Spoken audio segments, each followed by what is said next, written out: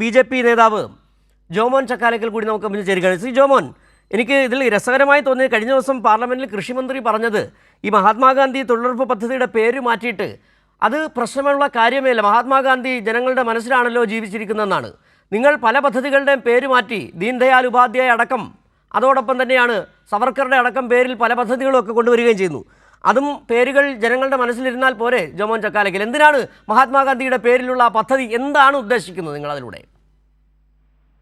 നോക്കൂ, 20 വർഷക്കാലം മുമ്പ് നടപ്പിലാക്കിയ ഒരു പദ്ധതിക്ക് കാലാനുസൃതമായ ചില മാറ്റങ്ങൾ ആവശ്യമാണ്. ആ മാറ്റങ്ങൾ മാത്രമാണ് നമ്മളിപ്പോൾ ചെയ്യുന്നത്. സ്വാഭാവികമായി അതിന്റെ പേരിലും ഒരു മാറ്റം വരുന്നു എന്നുള്ളതാണ്. അതിന്റെ പോസിറ്റീവ് വശങ്ങൾ ആരും കാണുന്നില്ല. 100 ദിവസം എന്നുള്ളത് 125 ദിവസമാക്കി മാറ്റിയിട്ടുണ്ട്. അത് ആരും നമ്മൾ കാണുന്നില്ല. പേരിൽ വരുന്ന മാറ്റങ്ങളെ എല്ലാവരും അത് മാത്രം കയറി പിടിക്കുകയാണ്. ഇതിന്റെ നല്ല വശങ്ങൾ നമ്മൾ ആരും ചർച്ച ചെയ്യുന്നില്ല. എല്ലാവരും അതിന്റെ പൊളിറ്റിക്സ് മാത്രമാണ് നോക്കുന്നത്. മാത്രമല്ല, എത്രയോ നല്ല അതിനകത്ത് ആ മാറ്റം ഇപ്പോൾ പാർലമെന്റിൽ അവതരിപ്പിക്കുമ്പോൾ പുതിയതായി അതിൽ എത്രയോ നല്ല കാര്യങ്ങൾ നമ്മുടെ നാട്ടിലെ വളരെ ജോമോൻ പറഞ്ഞ രണ്ട് കാര്യങ്ങൾ ഇടപെട്ട് തന്നെ പോവുകയാണ്. ജോമോൻ തിരക്കുണ്ടെന്ന് അറിഞ്ഞുകൊണ്ട് തന്നെയാണ് ജോമോൻ പറഞ്ഞത്. ഈ പേരിൽ കാര്യമില്ല, പേര് വെട്ടിമാറ്റിയത് മഹാത്മാഗാന്ധിയുടെ പേരാണ്, രാഷ്ട്രപിതാവിന്റെ പേരാണ്. നിങ്ങൾക്കത് വിഷയമില്ലെന്ന് നമുക്കറിയാം. മഹാത്മാഗാന്ധിയുടെ എതിർവശത്ത് സവർക്കറെ കൊണ്ടിടുകയും ചെറുതായി ഒന്ന് വെടിവെച്ചു കൊന്നു എന്ന് പറഞ്ഞതാണല്ലോ, അത് കുഴപ്പമില്ല. പിന്നെ നല്ല കാര്യമെന്ന് പറഞ്ഞാൽ എനിക്ക് മനസ്സിലാകുന്നില്ല. 100 മുതൽ 125 ദിവസം, 100നെ 125 ആക്കി. അതിലെടുത്ത് പറയുന്നുണ്ട് നോട്ടിഫൈഡ് ചെയ്ത പഞ്ചായത്തുകൾ മാത്രമാണ് 125 എന്ന് പറയുന്ന സാഹചര്യത്തിലേക്ക്. പിന്നെ വളരെ ഗുരുതരമായ മറ്റൊരു വിഷയം, ഈ 60 ദിവസം, ഈ വിളവെടുപ്പ് കാലത്ത് 60 ദിവസങ്ങളിൽ തൊഴിലുറപ്പ് നൽകാനാകില്ല എന്ന് പറയുന്നു. അതെന്താണ്? കേരളത്തിൽ നിന്ന് വ്യത്യസ്തമായി ഉത്തരേന്ത്യൻ സംസ്ഥാനങ്ങളിൽ ആ 60 ദിവസക്കാലം ഈ പറയുന്ന ഈ തൊഴിലാളികളെ അവിടെ ജന്മിമാരുടെ കാൽക്കീഴിൽ കൊണ്ടിടുകയാണോ? അതാണോ ഉദ്ദേശിക്കുന്നത് നല്ല കാര്യം എന്ന് പറയുന്നത് താങ്കൾ ഉദ്ദേശിക്കുന്നത്?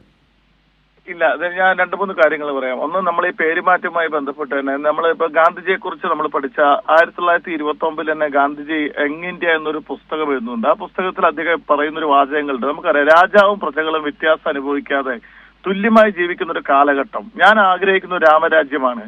ആ രാമരാജ്യമാണ് എന്റെ ലക്ഷ്യം, എന്റെ ആശയം അതാണ്. ആ സങ്കല്പം ഒരു നമ്മളെന്താ പറയുക, പ്രാചീനമായ ഒന്നായിരുന്നില്ല. അതുകൊണ്ടാണ് ആധുനികമായ കാലഘട്ടത്തിൽ മഹാത്മാഗാന്ധിയുടെ ആ രാമരാജ്യമാണ് ലക്ഷ്യമെന്ന് നമ്മളും ആവർത്തിക്കുകയാണ്.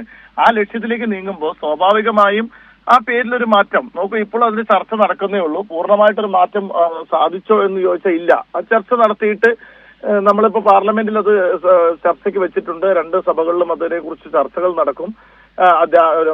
പൂർണ്ണമായി ഗാന്ധിജിയുടെ പേര് അതിൽ നിന്ന് മാറ്റുന്ന കാര്യമൊന്നും നമ്മൾ ഒരു ഫൈനലായിട്ടില്ല. അപ്പോഴേക്കും നമ്മൾ പേരിൽ പിടിച്ച് തൂങ്ങേണ്ട ആവശ്യമേ ഇല്ല എന്നുള്ളതാണ് വാസ്തവത്തിൽ ഉള്ളത്. മാത്രമല്ല, അതല്ല ജോമോൻ, പല നമ്മുടെ മുൻപിൽ കിടപ്പുണ്ട്. ഇന്ദിരാ ആവാസ് യോജന അത് മാറ്റി നിങ്ങൾ PM ആവാസ് യോജന എന്നാക്കി. അങ്ങനെ എത്ര പേരുമാറ്റങ്ങൾ അത് നമ്മുടെ മുന്നിലുള്ളപ്പോഴാണ്. പിന്നെ പറയുന്ന രാമരാജ്യത്തെക്കുറിച്ച് പറഞ്ഞല്ലോ. ഈ രാമരാജ്യം നിങ്ങൾ പറയുന്ന രാമരാജ്യമല്ല അന്ന് മഹാത്മാഗാന്ധി പറഞ്ഞ രാമരാജ്യം.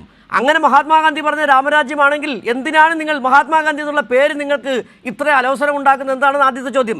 പേരുമാറ്റം പ്രശ്നം തന്നെയാണ്. എന്നാൽ പോലും നിങ്ങൾ ഈ കഴിഞ്ഞ 11 വർഷമായി മോദി സർക്കാർ അധികാരത്തിൽ വന്നതിന് ശേഷം ഒരു പുതിയ പദ്ധതി കൊണ്ടുവന്നിട്ടുണ്ടോ?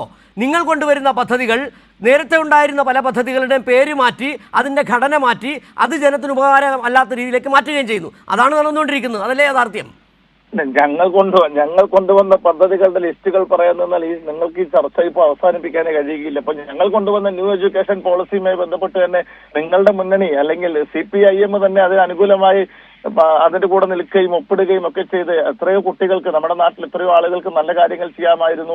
എത്രയോ കുഞ്ഞുങ്ങൾക്ക് നല്ല കോളേജുകളിൽ അല്ലെങ്കിൽ നല്ല ഇൻഫ്രാസ്ട്രക്ചറിൽ പഠിക്കാമായിരുന്നു. ഇതെല്ലാം വേണ്ട എന്ന് വെച്ച് ഒരു ഘടകകക്ഷിയെ പേടിച്ച് നിങ്ങൾ അതിൽ നിന്ന് പുറകോട്ട് പോയതാ കണ്ടതല്ലേ. ഞങ്ങൾ എടുക്കുന്ന ഓരോ പദ്ധതികളും, ഇപ്പൊ NEP പദ്ധതി മാത്രം എടുത്താൽ മതി. 2020 അത് കൊണ്ടുവരുന്നു, 2022 ഭേദഗതി നടത്തുന്നു.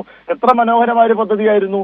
അതിനെ കുറിച്ച് നമ്മുടെ കേരളത്തിലെ നമ്മുടെ മുഖ്യമന്ത്രി ഉൾപ്പെടെയുള്ള ആളുകൾ, മാത്രമല്ല നമ്മുടെ ശിവൻകുട്ടി മിനിസ്റ്റർ എന്താ പറഞ്ഞ, NEP-യിൽ ഒരു തെറ്റ് നിങ്ങൾ ചൂണ്ടിക്കാണിക്കുക എന്നാ പറഞ്ഞത്. കാരണം അത്ര നല്ലൊരു പദ്ധതി കോൺഗ്രസ് ഭരിക്കുന്ന സംസ്ഥാനങ്ങളിൽ പോലും അത് ഒപ്പിട്ട് ആ പദ്ധതിയുടെ എല്ലാ ആനുകൂല്യങ്ങളും ആ സർക്കാരിന്റെ ആളുകൾ ഫണ്ട് എന്താണ് കൊടുക്കാതിരുന്നത്? കേരളത്തിന് കിട്ടേണ്ടി വരുന്ന SSK ഫണ്ട് കിട്ടാതിരുന്നതിന്റെ കാര്യം എന്താണ് ജോമോൻ? അല്ല, നിങ്ങൾക്ക് ബസ്സിൽ കയറി തൃശ്ശൂർ പോകുകയും ചെയ്യണം. ഞാൻ ബസ്സിൽ പൈസ കൊടുക്കുകയും ചെയ്യുകയില്ല എന്ന് പറയുന്ന അല്ല ജോമോൻ, അത് പറയുമ്പോഴേ നിങ്ങൾ അല്ല ജോമോൻ, നിങ്ങൾ പറയുന്നത് നിങ്ങളുടെ ഔദാര്യമാണെന്നാണ്. നിങ്ങൾ പറഞ്ഞു ഒപ്പിടാൻ വരുന്നത് ബസ്സിൽ കയറിയത് നിങ്ങൾ തന്ന പൈസ കൊണ്ടല്ല, ഞങ്ങൾ പണിയെടുത്ത പൈസ കേരളം അടക്കമുള്ള സംസ്ഥാനങ്ങൾ തന്ന പൈസ കൊണ്ടാണ് ബസ്സിൽ പോയത്. അവിടെ നിങ്ങൾ ജോമോൻ പറയുന്നത് ജോമോന്റെ മോദി സർക്കാർ തന്നതാണ്. ഇപ്പോൾ നിങ്ങൾക്ക് ആ പണം എന്നേ നേടിയെടുക്കാമായിരുന്നല്ലോ. അപ്പോൾ നിങ്ങൾ ഇവിടെ നീർക്കോലിയെ പേടിച്ച്, കാരണം നിങ്ങൾക്ക് എന്താ പറയാ, നീർക്കോലിയെ പേടിച്ച് നിങ്ങൾ ആ പദ്ധതിയിൽ നിന്ന് പിന്മാറുകയല്ലേ ചെയ്ത്? എന്ത് നാടകമാണ് നിങ്ങൾ കാണിച്ചത്? നാടകം കളിച്ചത് കേരളമല്ല. ഏതായാലും ജോമോൻ ആ വിഷയങ്ങളിലേക്ക് വരും, അത് ഒരുപാട് സംസാരിക്കേണ്ടി വരും. നേരത്തെ ജോമോൻ പറഞ്ഞ പോലെ ഒരുപാട് സംസാരിക്കേണ്ടി വരും. ഒന്നാമത്തെ കാര്യം ഞാൻ പറഞ്ഞുതരാം. ഗ്യാസ് സബ്സിഡി എന്ന് പറഞ്ഞാൽ ബാങ്കിൽ ഇടുമെന്ന് പറഞ്ഞിരുന്നു. അത് നല്ലൊരു കാര്യമാണ്, ഒരുപാട് പറയേണ്ടി വരും. 15 ലക്ഷം രൂപ വീതം ഓരോ ആളുടെ അക്കൗണ്ടിൽ കൊണ്ടുവരുമെന്ന് പറഞ്ഞു, നല്ല കാര്യമാണ്. ഒരുപാട് പറയേണ്ടി വരും ജോമോൻ.